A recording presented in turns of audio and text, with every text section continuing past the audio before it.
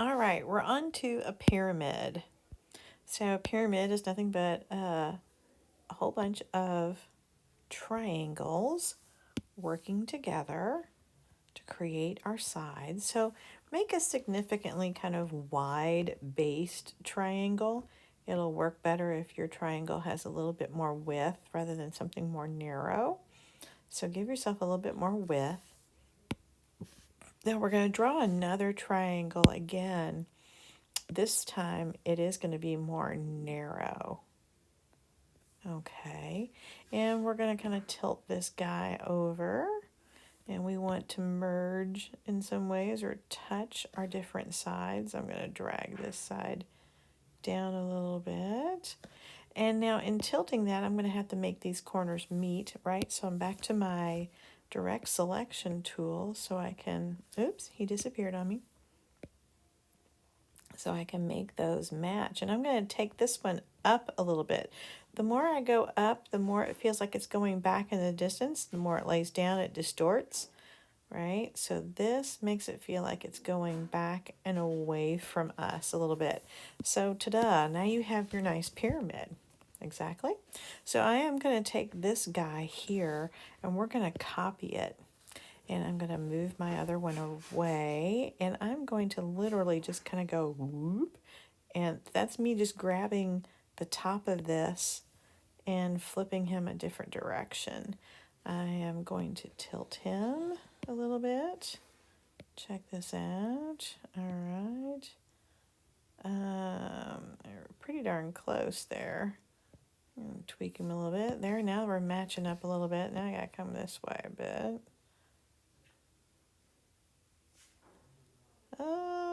Looky there. PDC, pretty darn close. Okay, I am also going to then move this anchor point so that it stretches more horizontally out from the table. Can you see how it kind of lines up with the horizontal bottom of this? Again, we're playing as if we have our light source coming from possibly way up here somewhere. If this is my light, then this is where I want to have my illumination happening. So I'm going to tap on this. There we go. So there's our light on the upper left, and the shadow is happening down at the lower right hand corner. All right, so from here, the idea is that this particular triangle side or pyramidal side is sort of a medium value. If you've worked with the cube, we kind of work the same idea. It's away from the light, but it is getting some residual light over on the left-hand side of it. So it's going to be more of a medium value. This one is going to be significantly more of a dark value. So over here, I'm going to create a gradient. Oops, I'm tapping all the wrong stuff. There we go, gradient. I'm going to do the angle. All right, I'm going to move this over. And we're going to kind of move this direction because the light is a little bit more illuminated up there. Let's pick color. Let's go with violet for kicks and giggles here. Click on that. Let's go for violet. Come on, guys. There we go. Let's go for violet color. There we go. Let's go a little darker. Sort of a medium value. We got ourselves a lighter violet. There we go. So it's kind of a medium color. It goes medium to kind of dark as it goes away from us. Back here, we need to have a darker violet, and it's going to be more solid. So I'm going to choose myself a violet that's a little bit darker on the back side. All right, because it's away from the light. Then down here we have our shadow. We've done this before, where we're going to go gradient to this. And I'm going to flip these guys around. We'll do a little bit of, come on. There we go. So we have our darkest right up against our object.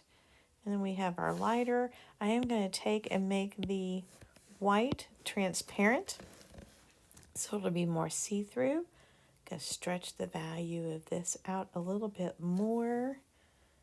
All right. So then let's give ourselves also, we want to take off the outline stroke on these objects so that they feel a little bit more like they have a form. and that they're not cartoon drawn. They'll have a little bit more of a dimensional feel if we take off some of that outline. All right, so I'm going to make a new layer to put a background. So here we go, going for a background. Gonna lock that layer. Okay, so going for a rectangle. Okay, let's make something in sort of a yellow tan, right?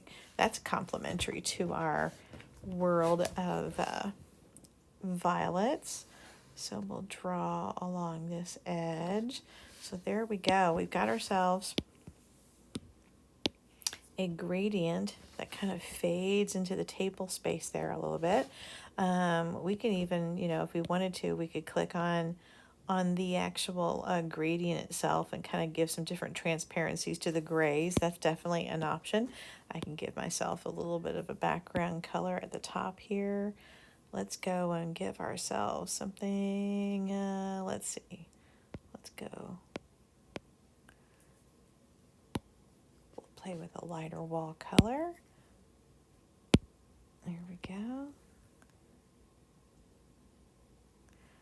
Looky there. Move that over a bit. We'll come up here and we'll take off our little light source guy. And there we go. We have ourselves a pyramid that has some value and light direction.